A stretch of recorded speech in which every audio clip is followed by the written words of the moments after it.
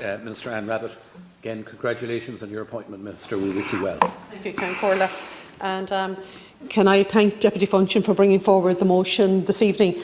And like Deputy Funchion, Deputy Sherlock, and I think Deputy Mitchell, who was contributed earlier on this evening, we all sat on the Children's Oireachtas Committee, and Deputy Connolly is very correct in saying I've been very outspoken on this particular matter. And there are so many answers I'd like to give this evening, having read through it and understanding the programme for government in depth. But there's a list of them here that I'm sure Minister O'Gorman would like to respond to all the deputies, because he has answers for every single one of them individually. But there's one that I'm going to start with before I go into my speech, and it's where we finished up with Deputy Pringle, in that negative tone, which I don't think really contributes to the spirit of where Minister O'Gorman and myself will be coming from within the Department of Children and Youth Affairs. And that is to bring you back to last September, that an expert group in considering the best funding model for childcare in Ireland, an initial report is due for that at the end of the year.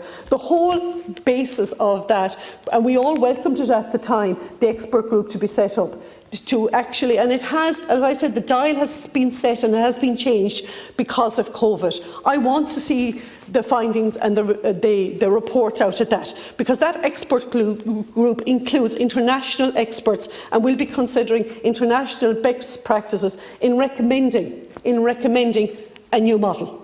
So I'm going to just leave it at that, and I would like... Pardon? Yeah, but give us the opportunity. I'm only 20 days in the job. Minister O'Gorman is only 24 days in his current role. Like, in all fairness, I really welcome the debate here tonight, because this debate is really, really urgently required, and we need to set out our stalls. But I think it's also giving both of us an opportunity, from where the department is sitting at this moment in time, to actually flesh through where we're coming from, to actually discuss where we're going forward and what's within the programme for government. And we're not wanting to shy behind one agency or another agency. That's not what this is about at all. What this is about, it's about the parents, it's about the workers, it's about the providers, and it's also about ensuring the exchequer is protected as well. And I think that's what anybody would want from ministers who is addressing the House, to protect all segments. And it's not a simple way of how we can actually approach it or simple it in one, because it's actually a multifaceted approach. You have 25% of the sector which is made up there of community centre-based settings. You have 75% of the sector which is actually private individuals, and then you have childminders there as well, which has shrunk over the last number of years, and I'd be highly critical of that, because in actual fact no glove fits one fit for all of this. We need to ensure that we can provide childcare with childcare options, with childcare subsidies, at parents that can afford to go out to work in the morning, and that's what it's all about. So while I welcome the motion, I will support the counter motion being put forward this evening by Minister O'Gorman. And isn't it gas? And it probably won't happen often, but we're all in agreement tonight. And it's clear from that debate the provision of early learning and care at school-aged children needs to be reformed.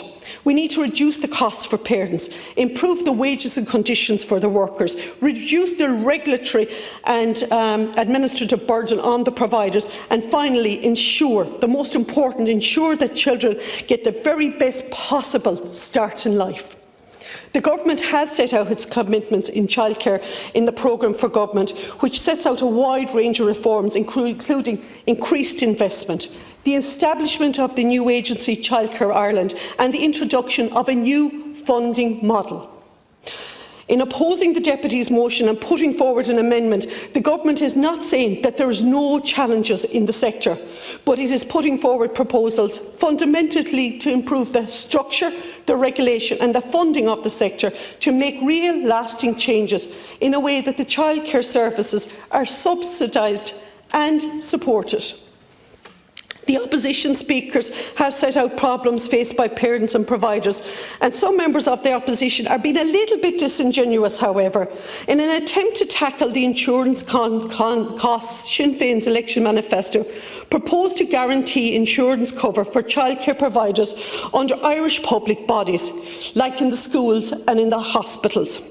While it is a good suggestion, I'm not sure if providers were aware that such a plan implies that private providers, who make up 75% of the sector, would have to be nationalised to qualify for the insurance. For my discussions with providers, most did not realise this could mean a loss of the business that they had spent years building up. But I think it's only fair that Sinn Féin are at least clear with providers what their plans actually mean, and will also reveal where the money tree for funding such an option would be to come from.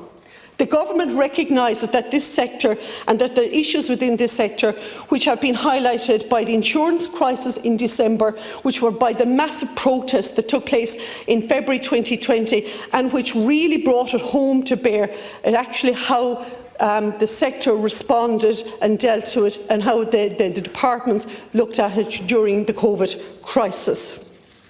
I would like to recognise the contribution of the state's 4,500 providers in centre-based settings towards the development of the early learning and care sector, and its 31,000 staff who work in centre-based settings. Much of the push for reform comes from the sector itself, which has always shown its commitment to getting the most for children in their care. The Government will continue to work with providers, practitioners, parents and children's representatives as much as needed development to reform continues. I would also like to acknowledge the important work of childminders and say that the Department hopes to continue development of this sector to enable much larger numbers avail of government supports. The closure of childcare services during the COVID pandemic has brought home to many the importance of the childcare to our economy, to working families, and for children's positive development.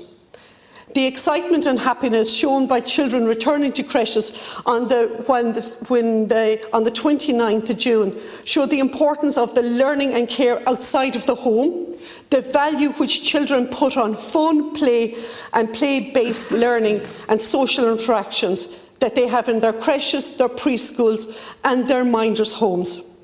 Childcare is the shorthand we use for early learning and care services, and it is an inaccurate term in many ways. For children, their creche, their preschool, their minders' house is not just somewhere they go when their parents go to work. It's an enriching contribution to their well-being and their development. We need to ensure that not only are the parents supported to work through accessible, affordable childcare, but that our children receive a world-class early education provided by valued educators. The reforms set out in the programme for government will ensure that quality of early learning and care continues to grow. Ireland has made strides in the last 5 years, and with all the staff qualifications at a minimum of a level 5 in early learning, and a quarter of the staff are qualified to a degree in early childhood studies. These qualifications give the staff to deliver the best learning and care to children that they look after. The Government is committed to increasing the number of staff with higher qualifications in the sector. We are aware that those who do this will need to ensure that their staff wages, terms and conditions improve. There is a legacy of low pay in the sector, and we will work to change that, to ensure that the staff earn a fair wage and that they can build an attractive career in the sector. I have mentioned the happiness of the children in returning to childcare from the 29th of June. There was undoubtedly also great happiness and perhaps relief experienced by the parents. And I want to thank all the services who opened so far and the preparations that they have made to address the health and safety and well-being of the children return, for their adherence to the public guidance and the way they reached out to parents to assure them of the measures being taken. And it was great to see that there's over 85% of all services normally open during the summer period are now open.